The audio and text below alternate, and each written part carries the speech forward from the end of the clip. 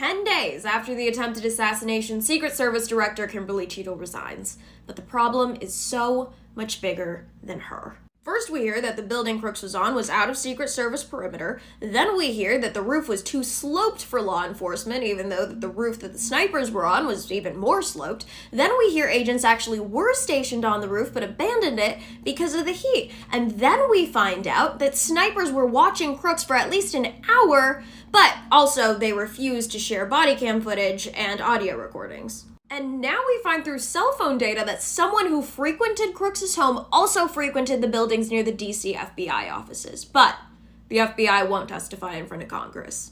Crooks was not the source of the problem. He was used. Cheadle was not the source of the problem. She was used. This was not the first attempt. 2 years ago at the Mar-a-Lago raid, FBI in unmarked clothing authorized a lethal force against Trump and his security.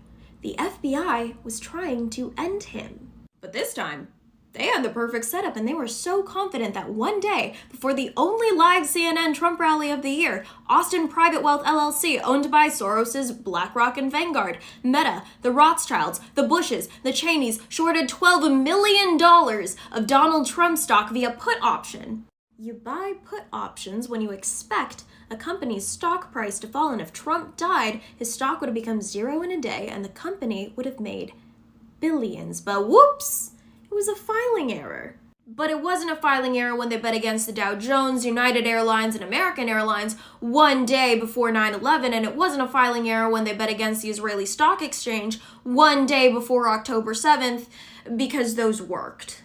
The corruption runs deep, and it's been deep for a long time. There is one party, the establishment party, hence the assassination or assassination attempt on any populist president ever, regardless of party affiliation.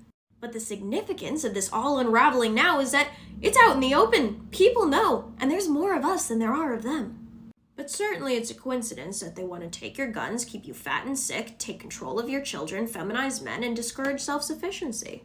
This is populism versus a deeply totalitarian regime that doesn't think in terms of months or years. It thinks in terms of decades and centuries, and this is far from the first time this has happened in history, and it's interesting that this is a history that doesn't get attention in school.